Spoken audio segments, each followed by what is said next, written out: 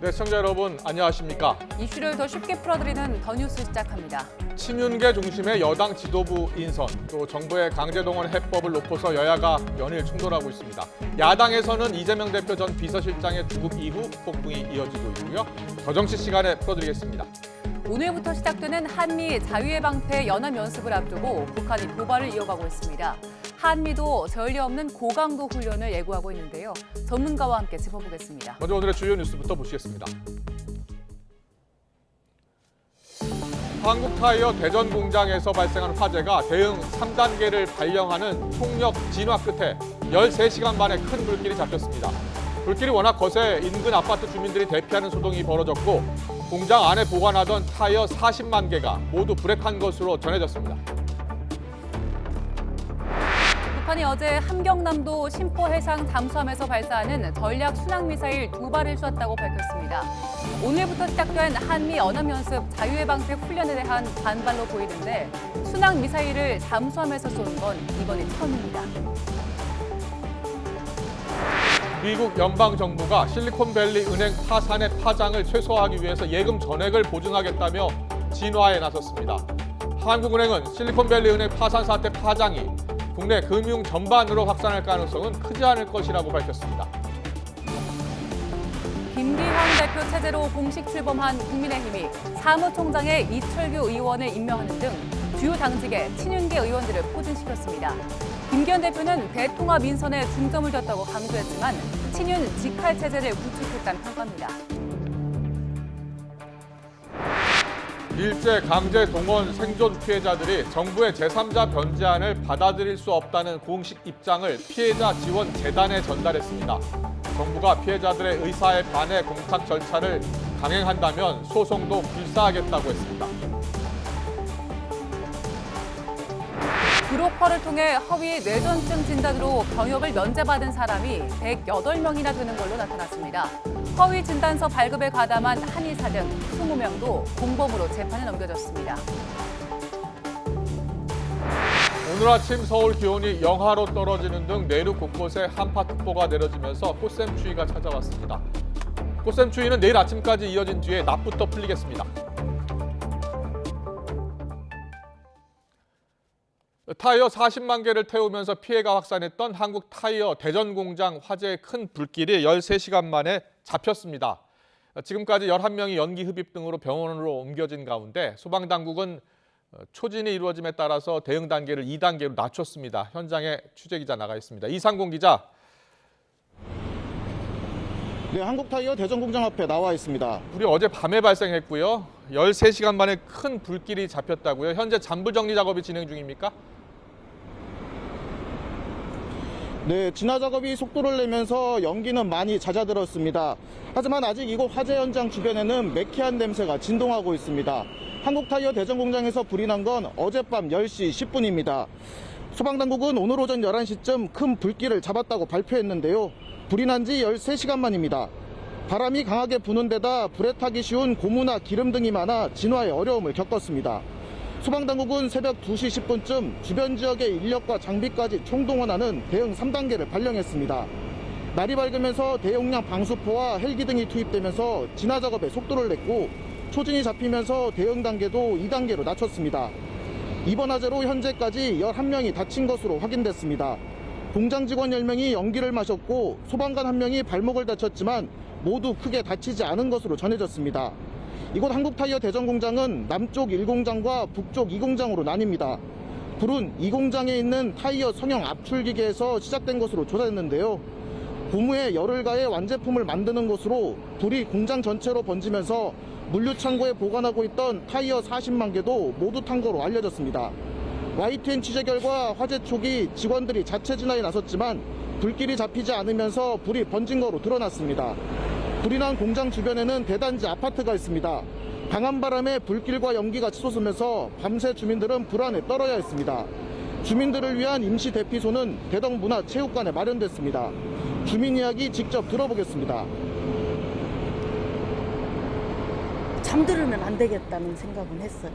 왜냐면 불꽃이 엄청 났잖아요. 막 여기 저쪽에서 엄청 났어요. 아무튼 이렇게 날아다녔어 불이. 이렇게 얼마큼 올라와서 이게 많은 불덩이가 소리도 엄청 나고 그랬던 것 같아요.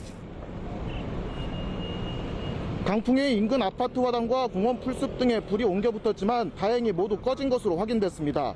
소방당국은 현재 연소 확대 우려는 없는 상태고 오후 6시 전까지 불을 완전히 끌 예정이라고 밝혔습니다. 지금까지 한국타이어 대전공장 앞에서 YTN 이상곤입니다. 한국타이어 대전공장 화재로 인근 5개 학교가 휴업을 하거나 등교 시간을 조정했습니다. 대전시 교육청은 신탄진 중학교와 신탄진 중앙중학교가 학교장 재량 휴업을 결정했고 대전 이문고는 오늘 원격 수업으로 전환을 했다고 밝혔습니다. 또 새여울 초등학교와 신탄진 초등학교는 등교 시간을 오전 8시 50분으로 20분 늦췄습니다. 북한이 어제 함경남도 심포 인근 해상 잠수함에서 전략순항미사일 2발을 발사했다고 밝혔습니다.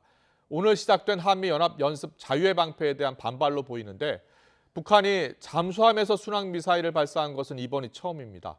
조수연 기자의 보도입니다. 북한이 2,000톤급 잠수함 824 영웅함에서 전략 순항미사일 2발을 발사했다고 밝혔습니다. 발사 원점은 함경남도 신포 일대 해상으로 잠수함 발사 탄도미사일 개발 시설이 있는 곳입니다. 북한이 잠수함에서 순항미사일을 발사한 것은 이번이 처음입니다.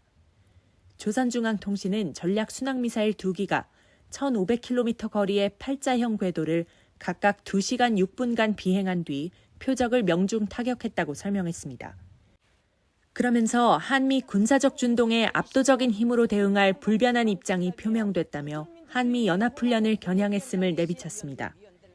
미국과 남조선의 전쟁 도발 책동이 각일각 엄중한 위험 개선으로 치닫고 있는 현 정세에 대처하여 나라의 전쟁 억제력을 보다 효과적으로 행사하며 이런 가운데 한미는 새벽 0시부터 자유의 방패 연합연습에 돌입했습니다. 실제 전쟁 상황을 가정해 역대 최장기간인 11일 동안 중단 없이 연속해서 진행됩니다. 이번 연합훈련은 방어와 반격을 구분하지 않았고 북한 지역 치안 유지와 행정력 복원, 대민 지원 등 안정화 작전을 포함한 총력전 개념의 전국급 훈련으로 진행되는 것으로 전해졌습니다. 이에 따라 지난 2018년 이후 중단됐던 대규모 야외 실기동 훈련도 부활했습니다. 먼저 공군은 23년도 자유의 방패 연습과 연계하여 오늘부터 23일까지 각급 부대별로 결전 태세 확립을 위한 야외 기동 훈련을 실시합니다. 통일부는 북한이 한반도 긴장 고조를 통해 얻을 수 있는 건 아무것도 없다며 연례적인 방어 훈련을 도발 명분으로 삼는 데에 대해 강한 유감을 표명했습니다. YTN 조수연입니다. 합동참모본부는 북한의 공개 보도 약 10분 전인 오늘 새벽 5시 50분쯤에 문자 공지를 통해서 어제 아침 북한 잠수함에서 시험 발사한 미상의 미사일을 포착했다며 뒤늦게 공지를 했습니다. 포착 사실을 하루 늦게 공지한 것과 관련해 이성준 합참공보실장은 감시나 정보의 능력을 보호하는 것도 필요하지만 국민 알 권리 차원에서 정보 제공도 필요한 만큼 많은 고민 끝에 가장 적합한 시기와 분량으로 공개한 것이라고 했습니다. 합참 관계자는 또 잠수함에서 순항미사일 2발을 발사했다는 것 외에 북한이 발표한 부분은 우리가 파악한 것과 차이가 있다며 한미 당국이 어느 정도 기만과 과장이 있는지 살펴보고 있다고 설명했습니다. 국민의힘 김기현 대표가 예상대로 친윤계를 전진 배치한 당직 인선을 확정했습니다. 더불어민주당 이재명 대표는 자신을 향한 책임론 속에서도 정면 돌파 의지를 보였는데요. 당 내부는 복잡한 모습입니다. 국회 연결합니다. 김승환 기자. 네, 국회입니다. 네, 오늘 발표된 국민의힘 새 지도부 당직 인선 어떻게 보면 되겠습니까? 네, 오늘 인선은 친윤계 핵심 인사들을 대거 포진시킨 가운데 일부 비윤 인사들을 포함해 구색을 맞췄다는 평가가 나옵니다. 먼저 재선의 이철규 의원이 내년 총선에서 실무 역할을 책임지는 중책인 사무총장에, 초선의 박성민, 배현진 의원은 전략기획부총장과 조직부총장을 각각 맡게 됐습니다. 다만 지명직 최고위원엔 유승민계로 분류되는 강대식 의원이 이름을 올렸고 원외대변인에도 나경원 전 의원을 도왔던 김민수 전 분당을 당협위원장이 임명됐습니다. 연대 포용 탕평, 이른바 연포탕 기조라는 해석입니다. 능력을 가진 분을 중심으로 해서 인선을 하고요. 또 그러면서 배 통합의 모양에 맞는 그런 인물을 선정하는 것도 중점을 두고 있습니다. 김 대표는 잠시 뒤 전당대회에서 경쟁했던 안철수 의원과 회동을 하는데 이 역시 통합 행보로 풀이됩니다. 이런 가운데 친윤 핵심인 장제원 의원은 원내대표의 4월 말 퇴진론에 친윤계가 제동을 걸었다는 보도와 관련해 개파 경계령을 내리기도 했습니다. 이제 뭐 전당대회 기점으로 뭐 100% 친윤 아닙니까 이제 분열을 좀 파생할 수 있는 그런 말이나 행동이나 또 그런 것들이 보도가 안 나갈 수 있도록 노력을 해야 되겠죠. 네, 그리고 오늘 여당 지도부가 용산 대통령실에서 만찬을 한다고요? 네, 국민의힘 새 지도부가 전당대회 이후 윤석열 대통령과 용산 대통령실에서 만찬을 하는 건 오늘이 처음입니다. 김기현 대표 등 새 지도부 선출을 축하하는 자리인데요.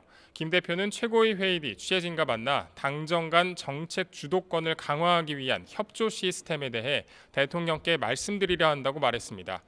윤 대통령도 신임 지도부에 노동, 교육 개혁 등 핵심 국정과제 추진을 위한 원활한 당정 관계를 주문할 것으로 보입니다. 민주당 소식도 짚어보겠습니다. 이재명 대표 관련 악재로 내용이 계속되고 있죠? 네, 일단 이재명 대표는 민생 행보와 대여 공세에 집중하며 잇따른 악재를 정면 돌파하겠다는 계획입니다. 특히 정부의 강제징용 배상안과 오는 16일 한일 정상회담과 관련해 굴욕적인 수치심, 조공외교라는 말까지 꺼내며 강하게 비판했습니다. 국민들께서는 뭘 갖다 바치러 가는 그런 조공외교 같은 느낌을 갖는다고 합니다. 얼마나 수치스러우면 그런 생각을 하실까. 다만 비명계를 중심으로 이 대표 책임론과 인적 쇄신론까지 제기되는 등 당 분위기는 뒤숭숭합니다. 비명계로 꼽히는 전해천 의원은 오늘 라디오에 나와 당대표가 많은 걸 내려놨구나 생각할 정도의 탕평 인사가 돼야 한다며 인적 쇄신론에 힘을 보탰고, 강훈식 의원도 신뢰의 위기 속에서 당대표가 가장 큰 책임자인 만큼 불신 해소에 적극적으로 나서야 한다고 말했습니다. 지금까지 국회에서 YTN 김승환입니다. 이재명 더불어민주당 대표의 부모 묘소가 훼손된 사건과 관련해서 경찰이 전담팀을 꾸리고 조사에 착수했습니다. 경북경찰청은 오늘 오전 9시부터 강력범죄수사대 등 5개 팀으로 구성된 전담 수사팀이 묘소에 대한 현장 감식과 CCTV 확인 등 2차 현장 조사에 들어갔다고 밝혔습니다. 다만 경찰은 아직 정식 수사에 착수하진 않았다며 입건 전 조사를 통해서 사건 발생 경위 등을 확인하는 단계라고 전했습니다. 경찰이 묘지를 확인한 결과 봉분 아래쪽에 4개의 구멍이 뚫렸고 이 가운데 2곳에서 한자가 적힌 돌이 발견됐습니다. 일본 가해기업 대신 국내 재단이 일제 강제동원 피해자에게 배상금을 지급한다는 이른바 제3자 변제 방식에 대해 생존 피해자 3명이 거부 의사를 공식화했습니다.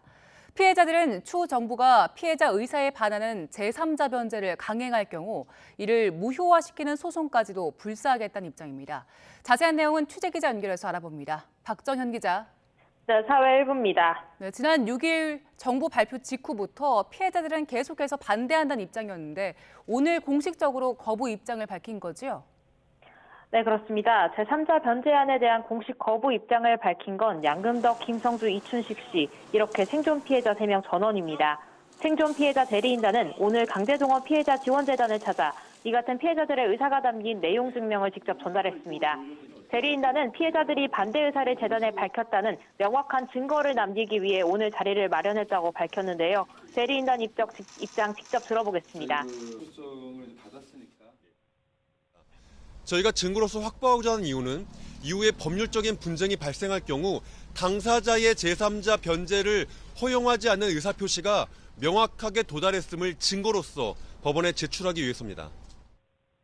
이들은 정부의 제3자 변제안에 대해 가해 기업으로부터 판결금을 받을 권리가 있는 채권자, 즉 강제동원 피해 당사자가 원하지 않을 경우 실행이 불가능하다는 입장을 고수하고 있습니다. 정부는 피해자들이 끝까지 제3자 변제안을 통한 판결금을 수령하지 않을 경우 법원에 돈을 맡기는 공삭 절차를 집행할 가능성도 열어뒀습니다. 그러나 대리인단은 정부가 공탁 절차를 강행할 경우 소송을 제기하겠다고 예고한 만큼 앞으로 발생할 수 있는 법적 다툼에 대비하기 위해 재단에 직접 입장을 전달하기로 결정한 것으로 보입니다. 대리인단 측은 또 제3자 변제에 대한 채권자 의사 변제를 시도하는 쪽에 전달해야 할지 아니면 채무자인 일본 가해기업에 밝혀야 할지가 불분명하다고 설명했습니다. 이에 따라 재단뿐 아니라 일본 가해기업인 일본제철, 미쓰비시에도 국채 우편 등을 통해 제3자 변제안 거부 의사를 전할 방침입니다. 그러면서 앞으로 다른 피해 유족들도 제3자 변제안에 대한 의사를 확정하는 대로 재단에 입장을 전달할 거라고 덧붙였는데요. 외교부와 강제동원 피해 지원 대단은 현재 정부안에 반발하는 피해자들을 직접 만나 설득을 이어가고 있는 것으로 파악됐습니다. 재단은 다음 주에는 피해자 유족들과 만나 이들의 입장을 청취하는 자리를 마련할 예정입니다. 지금까지 사회 일부에서 전해드렸습니다. 한국과 일본의 경제계를 대표하는 전경련과 게이단렌이 오는 17일 일본에서 간담회 개최를 조율하고 있다고 일본 공영 NHK가 보도했습니다. 보도에 따르면 간담회에는 한국 전경련 간부와 대기업 경영자 등 약 20명이 참가하고 일본에서는 도쿠라 마사카즈 게이단렌 회장과 대기업 경영자들이 참석합니다. 양국 재계 관계자들은 일제강점기 강제동원 피해자 배상 문제와 관련해 한일 기업이 함께 조성할 걸로 알려진 미래청년기금을 논의할 걸로 전망됩니다. 미국 실리콘밸리 은행 파산의 여파가 전 세계로 퍼지기 시작했습니다. 미국 연방정부는 파장을 최소화하기 위해서 예금 전액을 보증하는 대책을 서둘러 내놨습니다. 다만 미 재무장관은 지난 2008년 금융위기 때와 같은 구제금융은 없을 거란 점을 분명히 했습니다. 워싱턴에서 권준기 특파원이 보도합니다. 미국 정부가 고객이 실리콘밸리 은행에 맡긴 돈을 보험 한도와 상관없이 전액 지급을 보증한다고 밝혔습니다. 재무부와 연방준비제도, 연방예금보험공사는 바이든 대통령이 모든 예금주들을 완전히 보호하는 방식의 해법을 승인했다고 발표했습니다. 이에 따라 예금주는 현지 시각 월요일부터 보증 한도인 25만 달러 이상 예금도 찾아갈 수 있게 됐습니다. 미국 정부는 이번 대책에 납세자 돈은 들어가지 않는다고 밝혔습니다. 이런 가운데 실리콘밸리 은행 붕괴 여파로 뉴욕에 본사를 둔 시그니처 은행도 문을 닫았습니다. 뉴욕주 금융당국은 시그니처 은행을 폐쇄하고 자산 몰수 절차에 돌입했습니다. 미국 정부는 시그니처 은행에도 실리콘밸리 은행과 같은 예금 보호 조치를 취하겠다고 발표했습니다. 하지만 은행을 살리기 위한 구제 금융은 검토 대상이 아니라는 점을 분명히 했습니다. 2008년 금융위기 이후 은행 시스템을 개혁해 더 이상 연쇄 부도와 같은 도미노 현상은 없을 거라고 자신한 겁니다. Systemic large banks that were bailed out, and we're certainly not looking, and the reforms that have been put in place means that we're not going to do that again. 재무부는 이번 대책에서 주주와 담보가 없는 채권자는 보호받지 못하고 실리콘밸리 은행 고위 경영진은 이번 사태에 책임을 지고 자리에서 물러난다고 밝혔습니다. 또 연준은 은행의 유동성을 지원하기 위해 새로운 기금을 조성하기로 했습니다.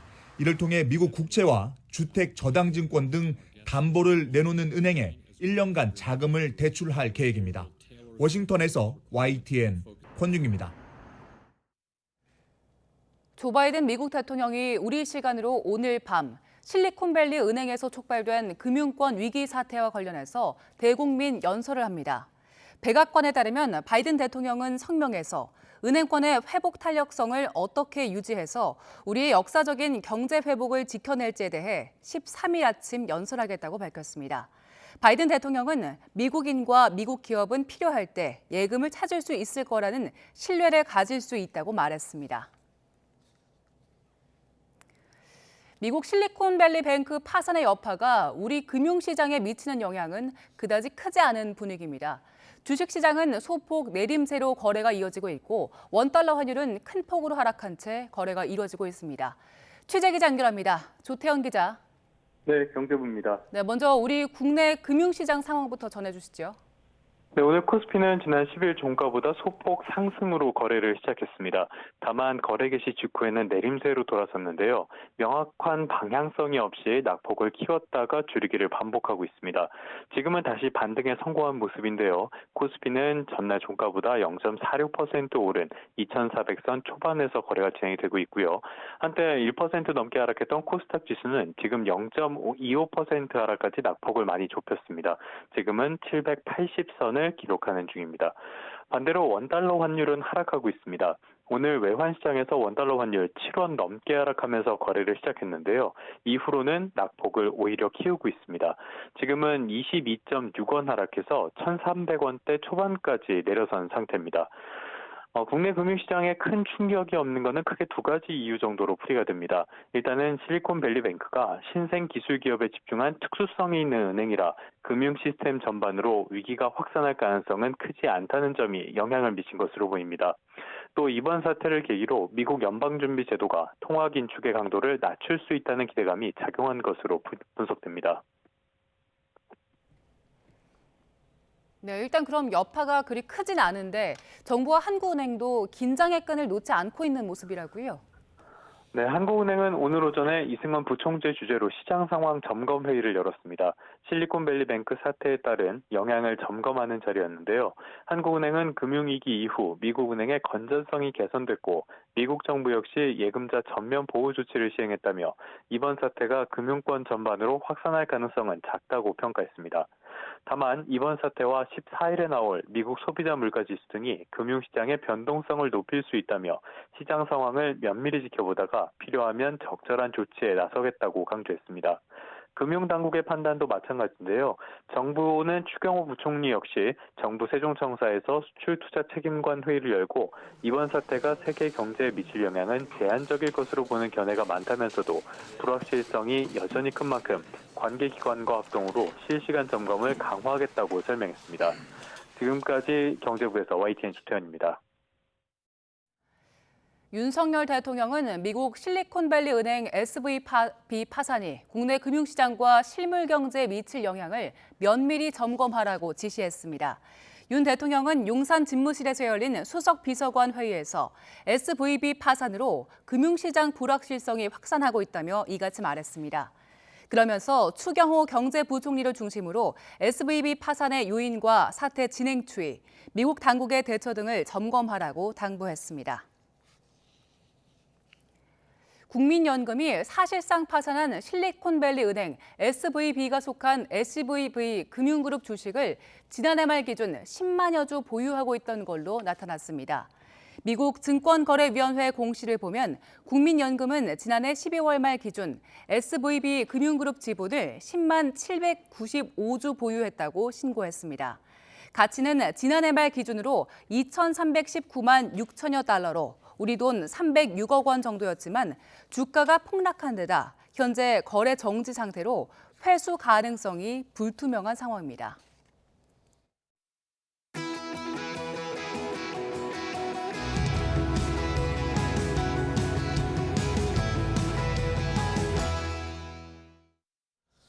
한미가 오늘부터 자유의 방패 연합 연습에 돌입하자 북한이 어제 잠수함에서 처음으로 전략순항미사일 2발을 발사했습니다. 네, 오늘 시작된 한미 연합연습에 반발한 군사적 대응 조치를 본격화한 걸로 풀이됩니다. 관련해서 차두현 아산정책연구원 수석연구위원과 이야기 나눠보겠습니다. 어서 오세요. 어서 오세요. 네, 안녕하십니까. 안녕하십니까. 네.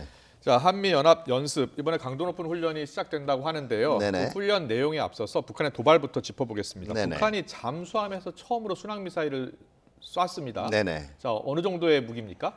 네, 흔히 우리가 미사일 하면은 크게 이제 탄도미사일하고 순항미사일 두 개로 나뉘어지는데요. 네. 탄도미사일 같은 경우에는 일단 굉장히 높은 고도 정점까지 올랐다가 그 다음에 포물선을 그리면서 떨어지는 게 특징이고요. 예. 이건 정확성보다는 파괴력에 주로 무게를 둡니다. 다시 말해서 대충 맞아도 워낙 큰 파괴력 때문에 그 목표 지점 인근 지역까지 완전히 이 타격을 줄 수가 있는 거고요. 네. 순항미사일 같은 경우에는 일정 고도에 오른 이후에는 수평 비행을 해서 목표 지점에 와서 다시 떨어지는 건데요.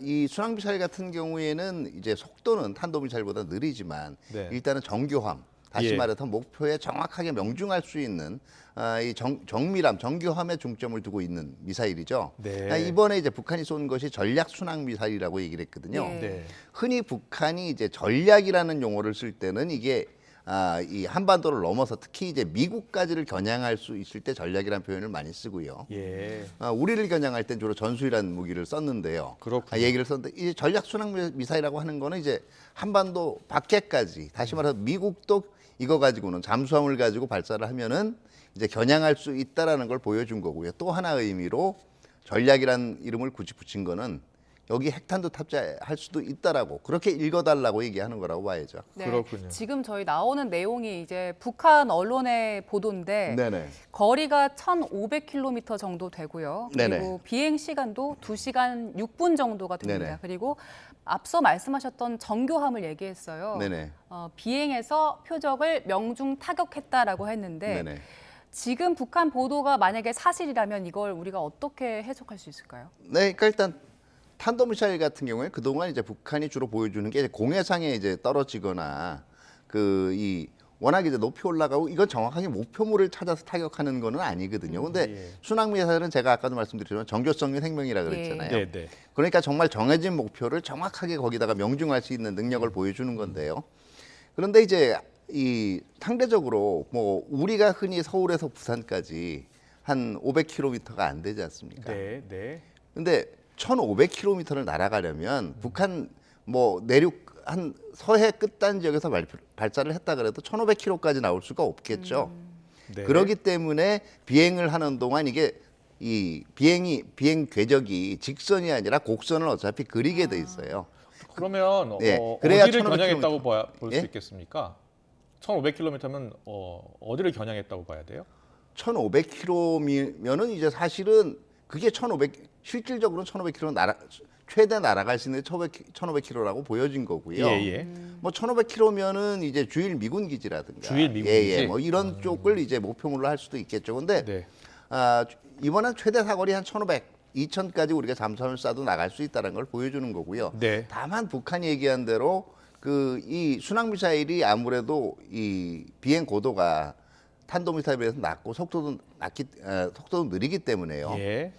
이게 이제 요격되기가 쉽거든요. 그러니까 회피기동 같은 걸 합니다. 네. 회피기동을 하는 측면에서 여러 가지 공면 비행을 하기도 하는데 뭐 거리도 맞출 겸 그것도 연습할 겸 했을 수는 있는데 그 북한이 주장한 대로 완전히 팔좌 궤적을 그리면서 비행을 했다. 이거는 지금 아마 우리 군 당국이 궤적 추적한 거하고는 좀 차이가 있는 것 같아요. 네. 좀 과장되지 않았느냐 하는 얘기들이 지금 나오고 있는 거죠. 그렇군요.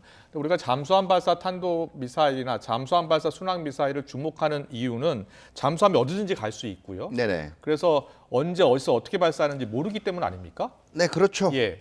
그러려면 일단 잠수함이요. 굉장히 그 오랜 시간을 이 자망을 해가지고 갈 수가 있어야 돼요. 네. 그러니까 어떤 얘기냐 하면 그 잠수함은 뭐 무조건 한 번 물 밑으로 수면 하러 내려가면 안 올라온다 이렇게 알고 있는데요. 잠수함 같은 경우에도 실질적으로 잠수함이 이제 이 그러니까 수상에 떠서는 이제 지금 디젤 엔진으로 움직이지만 내려가면 네. 이게 이 충전기 엔진으로 전기 엔진으로 움직여야 되거든요. 네. 그러니까 이 배터리 충전하기 위해서라도 가끔은 물 밖에 올라와야 돼요. 물론 이제 다른 기술도 있지만 그렇게 수면 위로 올라와야 되는 것도 있고요. 두 번째는 잠수함이 얼마만큼 조용하게 이제 상대방의 탐지 장치 소나 같은 거에 들키지 않고 오랜 기간 동안을 이 자망에서 갈 수 있는지도 중요하거든요. 네.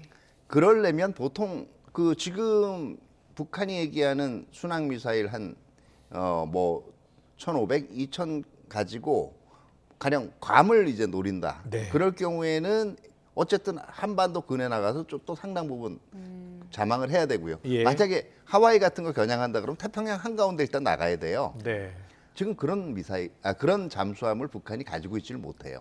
새롭게 건조를 해야 되겠죠. 네. 아직 거기까지는 아니라고 평가를 네네. 해주셨고 북한이 발사한 게 어제였는데 합참이 오늘 발사 사실을 공개한 거잖아요. 네네. 발사 시점보다 하루 늦게 공개한 이유가 뭡니까? 일단은 제가 볼 때는 북한이 얘기한 이 궤적 그다음에 이 잠수함 종류들 실제로 잠수함에서 발사됐는지 네. 이런 정확한 정보들을 파악하는 과정에서 조금 시간이 걸렸던 것 같아요. 그렇군요. 근데 지금 북한이 이 연일 도발에 나서는 것은 한미 연합 훈련을 겨냥했다는 네네. 거 아닙니까? 근데 네네. 이번 한미 연합 훈련 FS 자유의 방패 훈련이라고 하는데 네네. 어떤 훈련이고요? 과거와는 어떻게 다른 훈련을 하게 되는 겁니까? 네, 결국 이제 매년 요때쯤 도발하는 이 북한이 도발을 그동안 많이 했고 또 북한의 도발에 대비해서 하는 게 한미 연합 훈련이긴 한데요. 네, 네. 그 중에서도 매년 이제 초에 시작되는 것들 자체가 이제 사실은 전쟁 도발에 대비해서 이거를 방어하고 격퇴하는 내용을 중심으로 합니다.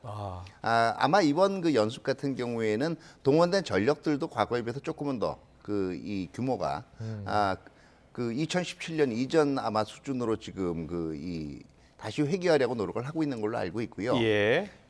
그러니까 방어를 해보고 거기에 맞춰서 이제 반격 같은 걸 하려면 네. 그 작전 계획이 있지 않습니까? 이 작전 계획의 전 과정을 연습을 해봐야 되는데요. 네.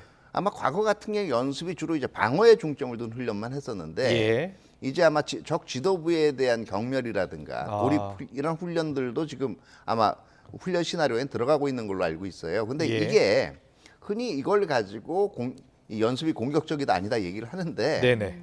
이 한번 작전 계획 취지를 보면 전쟁에서요. 전쟁이 나서 전쟁 상황을 가정해서 그 전쟁 상황에서 이제 우리를 지키기 위해서 훈련을 할 때 결국은 전쟁이 내가 일단은 침략을 안 당했다는 걸로 만족할 수가 없지 않습니까? 이미 상당 부분 피해를 입었고 예. 또 상대방의 적 지도부 다시 말해서 이 전쟁을 일으키라고 명령한 네. 그 정치적인 핵심 세력들이 그대로 남아있으면 언제든 전쟁은 다시 날 수가 있는 거예요. 예. 그렇기 때문에 방어적인 훈련이라고 하더라도 적 전쟁 지도부를 경멸하기 위한 훈련은 언제든지 당연히 작게 들어가야 될 내용입니다. 그동안 예, 이거를 예. 사실은 북한 눈치를 보고 못했던 측면이 분명히 있어요. 네네. 그러니까 이걸 흔히 얘기하는 게 이게 북한이 얘기하는 뭐 이제 북침용 훈련이다 이러시는 분들도 있는데요. 네. 이렇게 생각하시면 됩니다. 우리가 이제 호신술 교범이 있잖아요.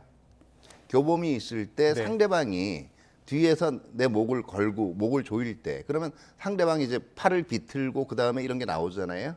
근데 거기에서 호신술 교본에서 상대방이 내 목을 감고 위협을 할 때 이 부분을 확 드러내버리고 상대방의 손목을 비튼다면 이 부분만 강조를 하게 되면 이건 호신술이 아니라고 주장할 수 있는 거예요. 위협이 있는 그거랑 걸. 똑같은 겁니다. 네. 자, 이번 훈련이 이전과 좀 달라진 점들이 있더라고요. 네네. 어떤 점 주목하고 계십니까? 아무래도 이제 동원된 무기들 자체 그게 이제 뭐 완전히 새로운 무기가 등장을 한 건 아니에요. 근데 이제 B-52 장거리 폭격기라든가 아니면 B-1B 전략 폭격기 가끔 이제 한반도에 이제 모습을 보이죠. 네. 그다음에 이제 F-22 스텔스 전투기 예. 흔히 얘기하는 우리가 이제 전략 자산이라 그런 것들입니다. 네. 북한이 주요 도발을 할 때 등장을 하던 주요 전략 자산들을 이제 한번 다 보여주는 거죠. 그러니까 언제든 북한이 도발을 할 경우에 그에 대응하는 대비 태세가 돼 있다라는 거를 우리도 보여주겠다라는 이제 한미 차원에서 보여주겠다는 의지를 분명히 내비친 거고요. 예. 또 그런 입장에서 결국 그 한미 연합 훈련 자체가 그 북한 도발 억제를 위해서는 필수적인 요건이다 그러는 네. 현재 이 한미 양국 지도부의 인식을 그대로 보여주는 거죠. 네.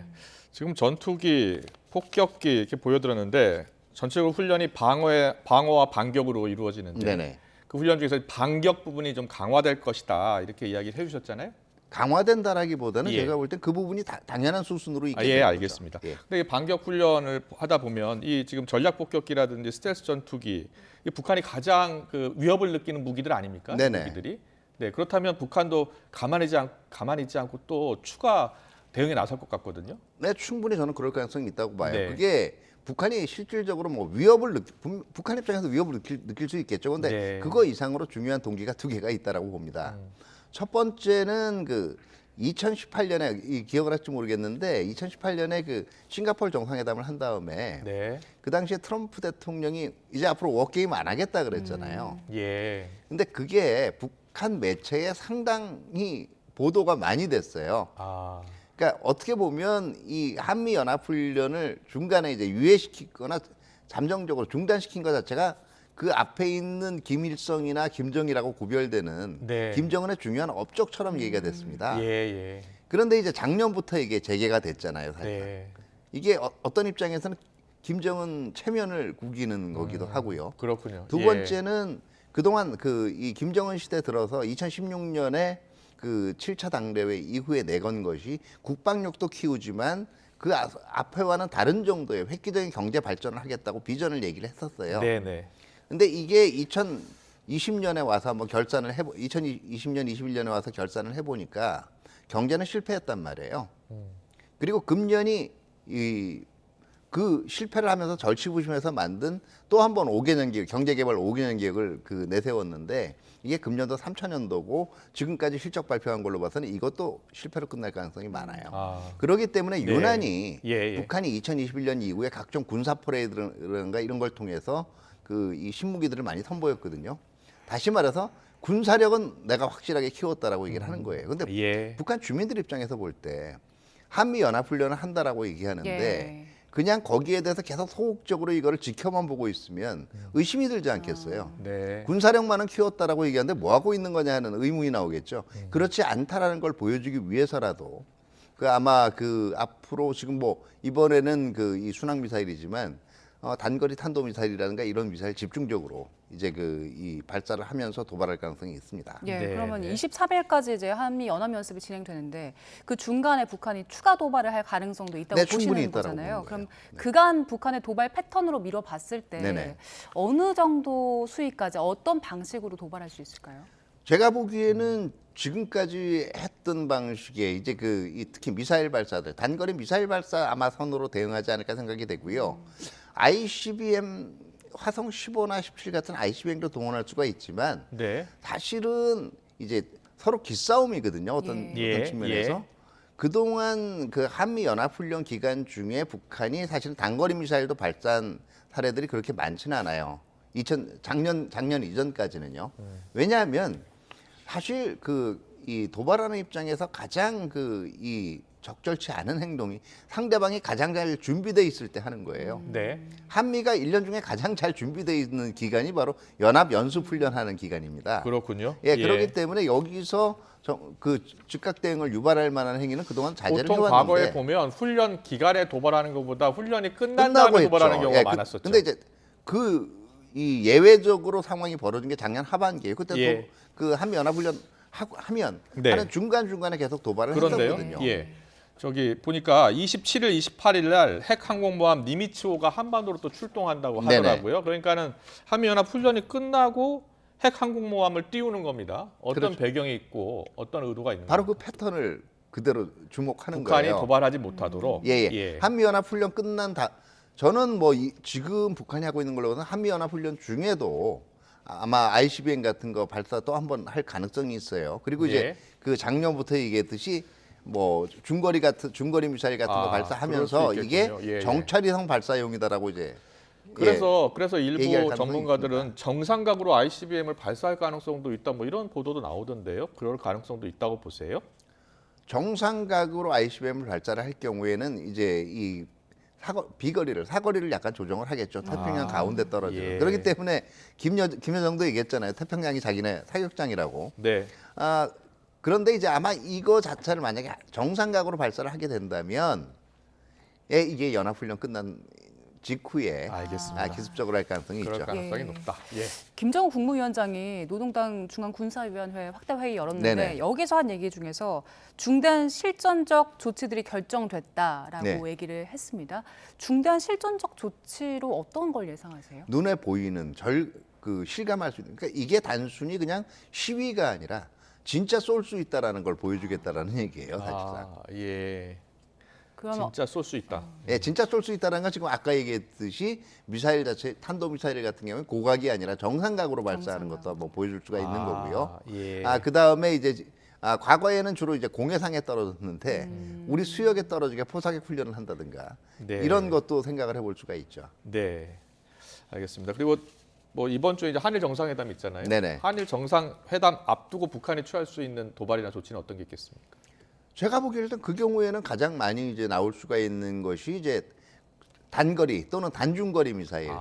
그 도발 같은 경우에는 충분히 우리가 우리나라와 일본의 위협이 될 수 있는 미사일을 그렇죠. 발사할 가능성이 있다. 그러니까 일본 이 영해라든가 네. 그 인근에 떨어질 수 있는 배타적 경제 수용 이런 데에 떨어질 수 있는 그런 정도의 미사일 발사를 한번 추정을 해볼 수가 있죠. 상정을 해볼 수가 있습니다. 앞으로 한미일이 안보 협력 강화하면 북한과 그 안보 관련해서 또 강대강 대치가 이어질 걸로 전망할 수 있을 텐데 네네. 그러면 우리나라는 스탠스 어떻게 잡아야 됩니까? 예, 지금 저는 일단 강대강 대치라는 용어부터 바꿔야 된다라고 생각해요. 예, 그게 바로 예. 북한이 노리는 바고요. 예. 다시 말해서 북한이 계속적으로 도발을 하고 무력 시위를 하는데 네. 그냥 가만히 있는 것이 정상적인 대치는 아니지 않습니까? 네. 거기에 상응하는 대치를 했다라고 북한이 쓰는 용어대로 강대강이 되면 예. 결국은 연합훈련하면 한반도 긴장 올라가고 네. 결국은 그 한미가 똑같이 훈련하고 이러기 때문에 강대강 국면이 만들어지는 북한 논리가 네. 그대로 반영이 되는 거예요. 예, 알겠습니다.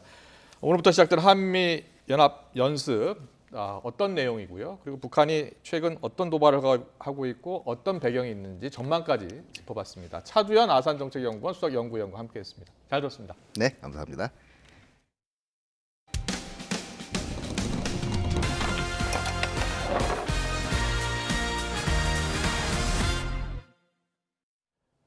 학교 폭력으로 강제 전학 처분을 받은 정순신 변호사의 아들 사례는 시간 끌기 논란으로 국민적인 공분을 일으켰습니다. 강제 전학을 간 줄 알았던 가해자를 새 학기에 다시 학교에서 떡하니 마주치게 된 한 학생의 사연도 안타까웠습니다. 제보는 와의 김민성 기자입니다. 모자를 씌워 숨을 못 쉬게 하고 주먹으로 정수를 찍었어요. 먹던 음식을 얼굴에 뱉고 매일 아침 내 책상을 뒤집어 엎어요. 한 중학생이 같은 반 학생들에게 당한 학교 폭력 피해 내용입니다. 볼펜 잉크를 터뜨려 사물함을 어지럽히고 다 마신 우유팩을 가방 안에 넣어두기도 했습니다. 부모님 실명까지 거론하며 욕하거나 부모님 사업장을 터뜨려버리겠다는 협박도 받았다고 합니다. 그러던 끝에 수업 시간, 그것도 교사가 있는 교실에서 4명에게 집단 폭행을 당했다는 게 피해 학생 측 주장입니다. 화장실을 이제 가려고 하면 못 가게 하거나 화장실에서 볼일을 본다고 이제 알게 되면 이제 화장실 위에 와서 쳐다보거나. 이 건과 관련해 지난 2월 학교폭력심의위원회가 열렸습니다. 지목된 가해자 4명은 폭력 행위 대부분을 부정했거나 고의성 없이 한 행동이었다고 진술했습니다. 반성문과 사과 편지를 썼지만 끝내 피해 학생의 용서를 받지는 못했습니다. 심의위는 학생 1명에게 강제 전학 처분을, 나머지 3명에게는 5에서 10일의 출석 정지 처분만 내렸습니다.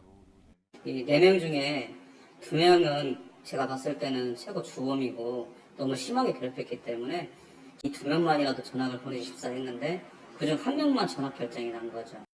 그렇게 다시 시작된 새 학년 새 학기. 적어도 넷 중 1명만큼은 다시 볼 일 없다는 생각에 그나마 위안이 됐습니다. 그런데 등교 첫날 전학 간 줄 알았던 핵심 가해자를 학교 복도에서 떡하니 만났습니다. 학교나 교육 당국으로부터 미리 어떤 말도 듣지 못해 마음의 준비를 할 수 없었습니다. 가해 학생 측이 처분에 불복해 행정심판을 청구하면서 강제 전학 처분 효력을 정지해달라고 요구했는데 이게 받아들여진 겁니다. 학교폭력 처분 불복 절차의 한 부분으로 결과적으로 가해 학생은 시간을 번 반면 피해 학생의 고통은 거의 그대로 이어지게 됐습니다. 피해 학생 측에는 더 큰 2차 가해를 가져오는 결과를 낳습니다.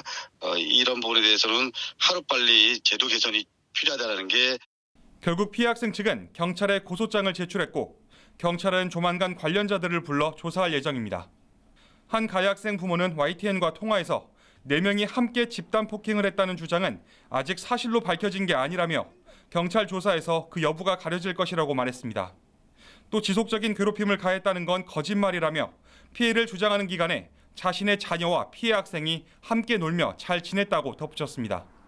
강제 전학 처분을 받은 학생 측은 취재에 응하지 않은 가운데 전학 여부를 다시 결정할 행정심판은 이달 중 전북교육청에서 열립니다.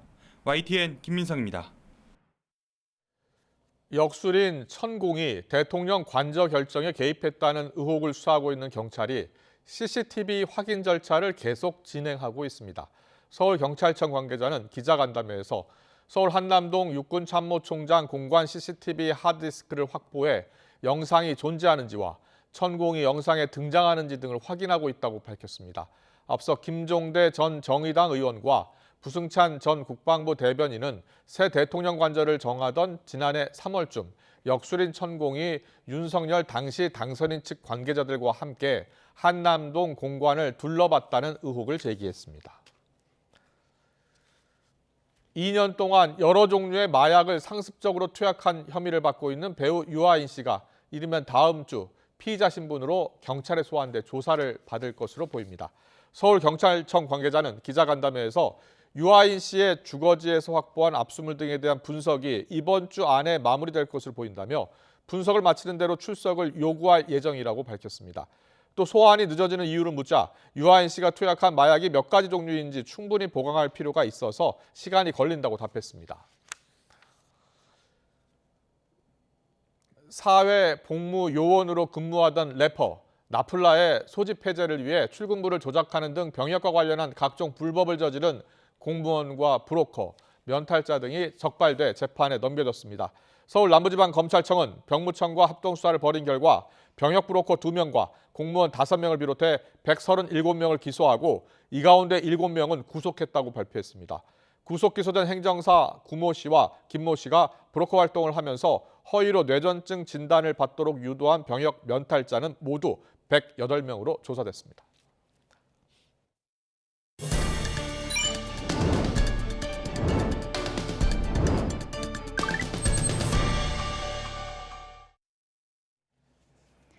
대학가로 되돌아가는 직장인이 늘고 있습니다. 무슨 이유일까요? 지난해부터 이어진 고금리, 고물가 부담에 주거비와 생활비를 줄이기 위해서라는데요. 같은 서울이어도 대학가와 직장가의 주거비용 차이가 크죠. 부동산 정보 플랫폼으로 신림동과 서초동 그리고 익선동의 원룸을 검색해봤습니다. 역과 거리에서는 차이가 조금 나긴 하지만 준공 연도와 또 면적 등을 고려해서 비슷한 곳들을 찾아봤습니다. 먼저 보증금을 좀 볼까요? 자, 보증금 보면 신림동은 50만 원 정도인데 서초동 1,000만 원 그리고 익선동이 2천만 원 정도로 차이가 크게 납니다. 자, 월세도 한번 보겠습니다. 월세 역시 직장가가 대학가보다 크게 비쌉니다. 신림동 48만 원이지만 서초동과 익선동은 월에 60만 원 정도가 되죠. 상황이 이렇다 보니까 지난해부터 직장인들이 대학가 원룸으로 모여들었는데요. 올해 개강 시즌에는 원룸 매물이 더 귀해져서 대학생들이 집을 구하지 못하는 사례도 있을 정도입니다. 전문가들은 한동안 이 같은 상황이 이어질 거라고 전망하는데요. 사회초년생들이 거주비 부담을 줄일 수 있도록 세액공제 확대 등의 관련 대책이 필요하다고 조언합니다. 사회초년생들, 치솟은 물가를 감당하기도 어렵습니다. 안 오른 게 없는데 특히 식당에서 소주 한 병이 6,000원까지 오를 수 있다는 소식에 퇴근 이후 술 한 잔도 부담스럽게 됐다며 많은 직장인이 한숨을 쉬기도 했지요. 통계청 자료를 보면 지난해 주류 가격은 1년 전보다 5.7% 올랐는데요. 외환위기 직후인 1998년 이후 24년 만에 가장 크게 오른 겁니다. 이 같은 이유로 대학가로 향하는 직장인도 늘고 있다는데 실제 저녁 시간대 유동 인구를 보면 직장가는 줄고 대학가는 늘었습니다. 자료를 보면 직장인이 많은 강남역의 유동 인구는 1, 2월 오후 저녁 시간을 기준으로 지난해보다 18% 정도 감소했습니다. 반면 대학가의 유동 인구는 늘어난 걸 확인할 수 있는데요. 대학가들이 모여있는 신촌역의 유동 인구는 28% 넘게 늘었고요. 안암역도 22% 넘게 그리고 회기역도 18% 넘게 증가했습니다. 코로나 방역 조치 완화로 대면 수업이 늘어난 것과 함께 직장인 유입도 영향을 미친 걸로 보입니다. 대학가를 떠나지 못하는 직장인들을 캠퍼스 캥거루족으로 부르기도 하는데요. 지금 상황을 그대로 반영하고 있습니다. 한낮에도 꽃샘추위의 기세는 여전합니다. 강한 바람 탓에 기온이 크게 오르지 못하고 있는데요. 현재 서울 기온은 영상 6.6도로 예년 기온을 4도가량 밑돌고 있습니다. 이번 반짝 추위는 내일 아침까지 이어지겠고요. 내일 낮부터는 예년 기온을 회복하며 이맘때 봄 날씨가 찾아올 전망입니다. 현재 전국이 대체로 맑고 공기도 깨끗합니다. 다만 전국적으로 바람이 무척 강한데요.